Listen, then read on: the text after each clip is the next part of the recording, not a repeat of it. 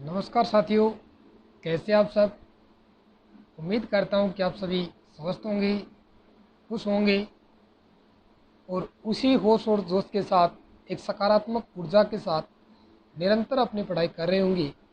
ऐसी मेरी आपसे उम्मीद है और करना भी रहना चाहिए। तो दोस्तों, आज मैं आपके सामने कुछ महत्वपूर्ण प्रश्न हैं जो गत परीक्षा में आए हुए हैं और आगे आने की संभावना है, तो उन प्रश्नों पे हम चर्चा करेंगे। तो दोस्तों, आज किसी कारणवश बोर्ड के माध्यम से कक्षा न लेकर हम ऐसे ही प्रश्नों पर अध्ययन करेंगे। तो आइए चर्चा करते हैं। आज का जो पहला प्रश्न है उस पर चर्चा करेंगे। तो मैं फोटो आपको मेरी दिखाई नहीं देगी, तो मैं उसको निकाल देता हूँ एक बार, तो उसके बाद हम चर्चा करेंगे। देखिए दोस्तों, पहला जो प्रश्न है, जैसे कि यहाँ पर विकल्प दे रखा है कि वसुदेव। तो वसुदेव शब्द की बात करें तो वसुदेव शब्द में वसुदेव मूल शब्द है और उसके अंदर ऐप के अंदर ए प्रत्यय है। तो दोस्तों, ए प्रत्यय क्या होता है?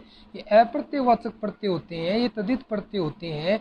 ये किसी शब्द के अंत में जुड़कर क्या करते हैं कि ये शब्द के अंत में जुड़कर दो परिवर्तन करते हैं। कितने परिवर्तन करते हैं? दो परिवर्तन करते हैं। दो परिवर्तन करते हैं। उन दो परिवर्तनों में क्या परिवर्तन होता है? यदि किसी भी शब्द का प्रथम वर्ण ए हो, क्या हो? ए, तो उसका बना देते हैं आ। क्या बना देते हैं? आ बना देते हैं। दूसरी बात है कि ये अगर पद के प्रथम ध्वनि छोटी ई हो, बड़ी ई हो या ए हो, तो उसको ऐ में बदल देते हैं, यानी ऐ की मात्रा लग जाएगी। ठीक है। तीसरी बात है, अगर ह्रस्व उ है या दीर्घ उ है या ओ स्वर है, तो उसका ये औ बना देते हैं, यानी औ की मात्रा लग जाएगी इनके स्थान पे। चौथी बात ये है, अगर प्रारंभ में री स्वर हो तो उसका क्या कर देते हैं? उसका बना देते हैं अर। क्या बना देते हैं? अर बना देते हैं, जिसका रे हलंत होता है। ये चार महत्वपूर्ण बिंदु होते हैं। ठीक है ना। यदि प्रथम वर्ण ए है तो उसका आ बना देंगे। यदि प्रथम वर्ण छोटी ई, बड़ी ई या ए है, तो इन तीनों का ऐ रूप हो जाएगा। अगर ऊ है, छोटा बड़ा ओ है, तो औ बन जाएगा, और री है तो उसका अर बन जाएगा। ऐसा विधान होता है। ठीक है। फिर देखो, ए अकेला नहीं है, तो कुछ विशेष होते हैं। जैसे कि हम बात करें, यानी कि ए के साथ में एक तो ए उपसर्ग होता है, एक उपसर्ग होता है, एक एन उपसर्ग होता है ए, और एक होता है एन, एक होता आयन और एक होता ई। ये जब जुड़ते हैं ना, तो तब इनका काम क्या कर देते हैं? ये अगर ये प्रत्यय जहाँ पर भी जुड़ेंगे ना, ये जो परिवर्तन पहले हमने बात की वैसा परिवर्तन होगा। ठीक है दोस्तों, यहाँ हम बात करते हैं शब्दों के विकल्प पर। तो विकल्प की बात करें तो विकल्प नंबर 1 है वसुदेव। तो वसुदेव में वह पहला शब्द है और वसुदेव मूल शब्द है, और वसुदेव में क्या है? ए। तो यानी कि इससे ए जुड़ने के कारण इस वह का क्या बना दिया? वाह बना दिया। तो शब्द क्या बनेगा? वासुदेव। और विकल्प में भी हमें यही दे रखा है, तो ये बात तो सही है कि ये ऐसे बना है। ठीक है। दूसरी बात, सौमित्र है। सौमित्र में मूल शब्द है सुमित्रा। क्या है? सुमित्रा। और इसमें ए प्रत्यय जुड़ेगा ना, तो ऊ की मात्रा है स में, तो स में ऊ का औ बनेगा, तो स में औ की मात्रा लग जाएगी। और मी और त्रय में आ की ध्वनि है, यानी कि अंतिम स्वर का लोप करके ए खुद जुड़ जाएगा, तो शब्द बनेगा सुमित्र। और सौमित्र जो शब्द है, सुमित्रा का पुत्र कहलाता है। तो इसी से भाई, यानी कि संतान बुद्ध के प्रत्यय है। कैसा प्रत्यय? यानी कि दूसरी बात कि सौमित्र में भी ए प्रत्यय का प्रयोग हुआ है। बात समझते जाना, काफी इंपॉर्टेंट है। फिर हम बात करते हैं अगले विकल्प की, यानी कि ए में भी है, सौमित्र में भी है। अब डी ऑप्शन की बात करते हैं। डी में मूल शब्द है कुशल। क्या है? कुशल है, और उसमें प्रत्यय जुड़ा हुआ है ए। क्या जुड़ा हुआ है? ए। अब देखो, हमने पता कि ए जहाँ पर भी जुड़ेगा तो प्रथम स्वर की में परिवर्तन करेगा। परिवर्तन क्या करेगा, ऊ का औ बनाएगा तो क के औ की मात्रा कौ, और से ऐसा कैसा, और क्या बन जाएगा कौशल, यानी इसमें भी इसका प्रयोग हुआ है। तो इस किस शब्द में प्रयोग नहीं हुआ, तो लगाव में नहीं हुआ, तो इसका राइट आंसर क्या हो जाएगा, सी हो जाएगा। ये बात आपको समझ में आ गई क्या? ठीक है, तो यानी कि अगले प्रश्न की ओर हम चर्चा करते हैं कि किस शब्द में आ उपसर्ग नहीं है। ठीक है, आ उपसर्ग का प्रयोग नहीं हुआ है। ठीक है, तो दोस्तों देखिए हम बात करते हैं पहले विकल्प में। पहला जो विकल्प है ना, इसमें मूल शब्द है अदिति। क्या है, अदिति। क्या है, अदिति। ठीक है, इसमें मूल शब्द क्या है, अदिति। और एक प्रत्यय भी हमने चर्चा की है, एक ऐन और आयन, एक यह प्रत्यय भी होता है। ये प्रत्यय जुड़ेगा ना, ए की तरह ही परिवर्तन करेगा। ए की तरह परिवर्तन करेगा कि ए कोई प्रथम ध्वनि होगी, ए तो आ बना देगा, तो यानी कि ए का तो बना दिया आ। ठीक है, इस आ का आगे दीर्घ मूल रहेगा, ऐसा कैसा। ठीक है, अब देखो क्या करेगा कि ये जो प्रत्यय जुड़ेंगे जिस पद के अंत में, पद के अंत में जिस स्वर है उसका क्या कर देंगे, स्वर का लोप कर देंगे। अंतिम स्वर तय में क्या है, ई का लोप कर देंगे तो तय आधा हो जाएगा, और आगे स्वर नहीं होने के कारण क्या लिखा, आदित्य। तो आदित्य में, आदित्य के अंदर आ उपसर्ग नहीं है, तो विकल्प हमारा ये सही हो जाएगा। ठीक है, आदित्य के अंदर आ उपसर्ग नहीं है, क्योंकि अदिति मूल शब्द है और यह प्रत्यय जुड़ा हुआ है, ये इसका रूप है। ठीक है, लेकिन आकार में कार मूल शब्द है। क्या है, कार मूल शब्द है और उसमें आ प्रत्यय जुड़ा हुआ है।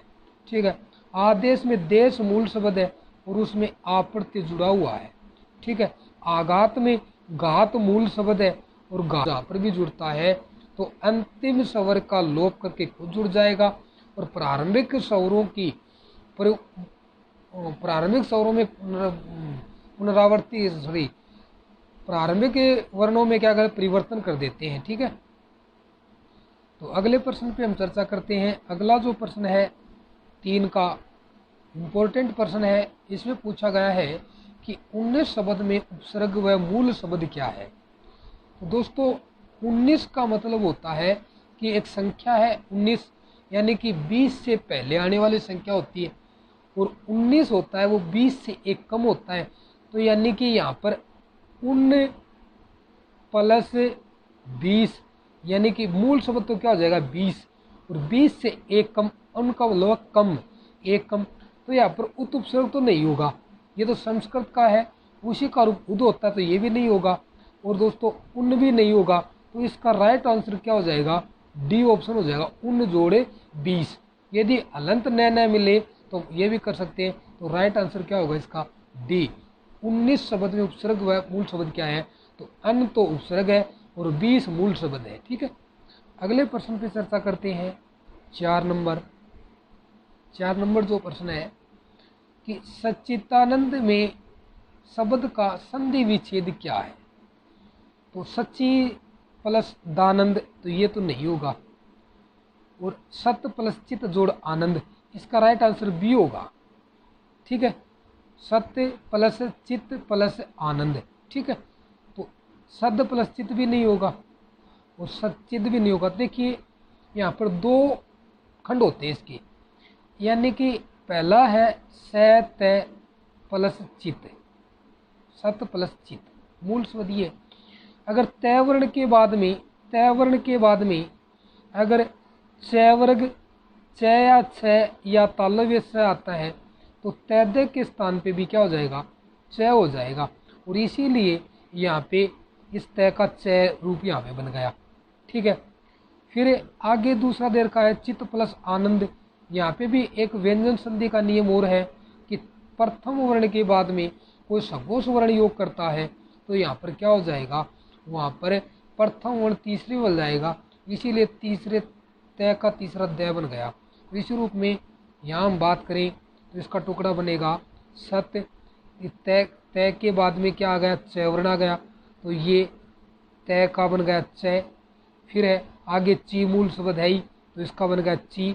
आगे देखो तय के बाद में आ है, आ सघोष होता है, तो इसका बन गया दय आधा, द आदा उन्हें आगे आ की माता दा और आगे क्या है नंद। तो यहाँ पर संधि कौन सी है, व्यंजन संधि है। दो नियम लग रहे हैं। यहाँ पर पहला नियम यह है कि तय के बाद में च या छ वर्ण आते हैं तो तय दे के स्थान पे क्या हो जाएगा, च हो जाएगा। और यहाँ पर जो नियम लगा है वो ये है कि तय के बाद में सघोष वर्ण आए या प्रथम वर्ण के बाद में सघोष वर्ण आए तो प्रथम वर्ण तीसरे में बदल जाएगा। यहाँ पर ये नियम लगा हुआ है। तो इसका राइट आंसर क्या हो जाएगा, 2 नंबर हो जाएगा। अगले प्रश्न पे चर्चा करते हैं। विसर्ग संधि का उदाहरण नहीं है। ठीक है, विसर्ग संधि का उदाहरण नहीं है। तो पहले की बात करें, इसका है नी प्लस स्थूर। नी प्लस स्थूर होता है और ऐसा होता है व्यंजन संधि में यदि ई के बाद में, ई ऊ के बाद में अगर कोई दंत्य वर्ण आ जाते हैं तो वो दंत्य वर्ण होते हैं वो मूर्धन्य वर्ण में बदल जाते हैं। किसे हो जाते हैं, मूर्धन्य वर्ण में। ऐसा हम पढ़ते हैं। अगर ई ऊ के बाद में जैसे दंत्य वर्ण आते हैं, यानी कि ई और ऊ स्वर के बाद में तो आते हैं, तो जैसे कि तय होगा ना तो तय बदल जाएगा ट में। ठीक है, ठ होगा ना तो वह बदल जाएगा थ में। और अगर द होगा ना वो बदल जाएगा ड में। ठीक है, ड में। और अगर उसके बाद में द होगा ना वो बदल जाएगा ड में और वो बदल जाएगा एण में, न। ऐसा यहाँ पर होता है और ऐसा यहाँ पर हुआ है कि देखो, तो इसीलिए ये व्यंजन संधि का नियम है पहले वाले में। तो हम बात कर लेते हैं कि निष्ठुर में नी प्लस तुर, नी प्लस तुर। यहाँ पे युधिष्ठिर में है युधि प्लस स्थिर, यहाँ पे व्यंजन संधि है। नीरज है ना, इसमें कोई संधि नहीं है। इसमें निर प्लस में जय, यानी कि जय प्रत्यय के रूप में लगा है। नीरज होता है नीर में जन्म लेने वाला, तो यहाँ पर कोई संधि नहीं है नीरज में। ठीक है, तपोभूमि, तपोभूमि विसर्ग संधि है। विसर्ग संधि क्या कहती है कि विसर्ग संधि ये कहती है कि तैप है धन भूमि, ये बनेगा तप प्लस भूमि। अगर विसर्ग से पहले ए हो, आगे तीसरा या चौथा कोई भी वर्ग का वर्ण हो तो विसर्ग के स्थान पे ओ आदेश हो जाएगा। क्या, ओ। ठीक है, विसर्ग और ए का ओ बन जाएगा। तो यहाँ पे ये इसका राइट आंसर क्या होगा, तपोभूमि। अगर यहाँ पर प्रश्न ऐसे बनता कि निम्न में से किस शब्द में संधि नहीं है तो इसका राइट आंसर नीरज हो जाता। नीरज में कोई संधि नहीं है। इसमें नीर मूल शब्द है और जय प्रत्यय के रूप में है। नीर में जन्म लेने वाला अर्थात कमल हम कह सकते हैं। इसका राइट आंसर क्या होगा, सी होगा। अगले प्रश्न पे हम चर्चा करते हैं कि किस पद में संधि व समास दोनों है। ठीक है, यानी कि जहाँ पर संधि होगी ना वो विकल्प ढूंढना आपको कि संधि हो और उस पद को देख लो।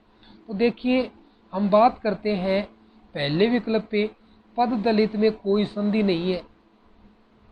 ठीक है, अब नीलाकाश में क्या है, नीला प्लस आकाश। ठीक है, यहाँ पे आ और आगे भी आर क्या बन गया, आ बन गया। और यहाँ पे कौन सी संधि हुई, दीर्घ संधि हुई। कौन सी संधि, दीर्घ संधि। लेकिन नीला है जो आकाश, यहाँ पे कर्मधारय समास भी है। कौन सा, दोनों नियम लग रहे हैं। तो इसका बी राइट आंसर होगा। नीलकंठ में केवल, नीलकंठ की बात करें, नीलकंठ में केवल समास है। कौन सा, प्राथमिकता बहुव्रीहि समास को देते हैं। दोनों समास है। विग्रह पे बात की जाएगी तो इसका राइट आंसर क्या होगा, बी। पंच तत्व है, 5 है जो तत्व, यानी कि ऐसी की बात कर सकते हैं, यानी कि ये भी इसमें द्विगु समास है। लेकिन राइट आंसर क्या होगा, इसका हो जाएगा बी। नीलाकाश में दीर्घ संधि और क्रमधारय समास है, तो राइट आंसर बी। अगले प्रश्न पे बात करते हैं कि नए तत्पुरुष समास का उदाहरण है। तो नए तत्पुरुष समास का उदाहरण है, नए तत्पुरुष समास में प्रथम पद ए या एन होता है, ए या एन होता है, यानी ये नकारात्मकता का बोध कराते हैं, न होने का। ठीक है, और वहां पर ये अगर ये प्रत्यय उपसर्ग मिलेंगे ना, ये ए और एन उपसर्ग मिलेंगे, वहां कौन सा नए तत्पुरुष होगा। यहाँ पे बात कर रहे थे अमर, ए प्लस मर। अमर होता है जो कभी नहीं मरता, यहाँ पर ए नहीं मर तो यहाँ पर राइट आंसर ए हो जाएगा। रेलगाड़ी शब्द ना, तो रेलगाड़ी शब्द की बात करें तो लुप्त तत्पुरुष यानी कि तत्पुरुष समास के अन्य जो 4 भेद माने गए हैं, उपपद, नए तत्पुरुष, लुप्त पद तत्पुरुष समास। तो रेलगाड़ी है ना, इसमें रेल पर चलने वाली गाड़ी, रेल पर चलने वाली गाड़ी, रेल पर चलने वाली गाड़ी होता है। ठीक है। वाक्य का ऐसा रूप या ऐसा पद जिसमें क्या हो कि जिसमें कारक चिन्हों का लोप हो, तो वो तो तत्पुरुष होता केवल, लेकिन कारक चिन्ह पर के साथ में अन्य पद का भी लोप हो रहा है, इसे क्या कहेंगे, लुप्त पद तत्पुरुष समास। तो ये लुप्त पद में आएगा। ठीक है। मनसिज है, इसके अंदर हम बात करें, मनसी मूल शब्द है, मनसी और प्लस जय, और मनसी संस्कृत की एक धातु है और जय पढ़ते हैं। मनसिज का मतलब मन से जन्म लेने वाला, अर्थात कामदेव का पर्यायवाची है। किसका? कामदेव का पर्यायवाची है। और जहाँ पर ऐसा होता है ना, तो वहाँ पर उपपद तत्पुरुष समास माना जाता है। कौन सा? उपपद तत्पुरुष समास। ठीक है। पादप में भी जो पैरों से पीता पानी कौन? वृक्ष। ठीक है। इसमें भी तत्पुरुष समास ही है। तो राइट आंसर क्या होगा? जो मरता नहीं है, तो वो अमर, यानी इसके अंदर इसका प्रयोग हुआ है। अगले प्रश्न की बात करें, विधानसभा का समास विग्रह होगा, तो इसका राइट आंसर विधान के लिए सभा, तो आपको पता है इसके लिए संप्रदान तत्पुरुष समास होगा। रसोई घर, रसोई के लिए घर। विद्यालय, विद्या के लिए आल्य। देवालय, देवों के लिए आल्य। तो यहाँ पर क्या हो जाएगा? राइट आंसर बी हो जाएगा। ठीक है। अगले प्रश्न पे बात करते हैं, 9 नंबर प्रश्न पे। 9 नंबर प्रश्न है कि अंधकूप में समास कौन सा है? अंधकूप है यानी कि ऐसा पद जिसमें विशेषण व विशेष्य का बोध हो। विशेषण व विशेष्य का बोध हो। विशेष्य होता है जिसकी विशेषता बताई जाती है, विशेषण जिसकी जो विशेषता होती है वो विशेषण होता है। और ऐसा जहाँ पर भी मिलता है ना, उसे हम कर्मधारय समास में विकलित करते हैं। तो यहाँ पे अंधकूप है, अंध है ना, वो कूप की विशेषता का काम है। तो कूप तो क्या है? विशेष्य। अंध क्या है? विशेषण। तो इसका राइट आंसर क्या होगा? सी होगा। ठीक है। अंधकूप। बहुग्रह समास में अन्य पद की प्रधानता होती है। द्विगु समास में प्रथम पद संख्यावाची होता है और तत्पुरुष समास में कारक विभक्तियों का लोप होता है। ठीक है। द्वितीय पद प्रधान होता है द्विगु में भी, और कर्मधारय में भी द्विगु, कर्मधारय, और इनमें ये युग होते हैं। बहुग्रह समास में अन्य पद की प्रधानता होती है और द्वंद्व समास में दोनों पद प्रधान होते हैं।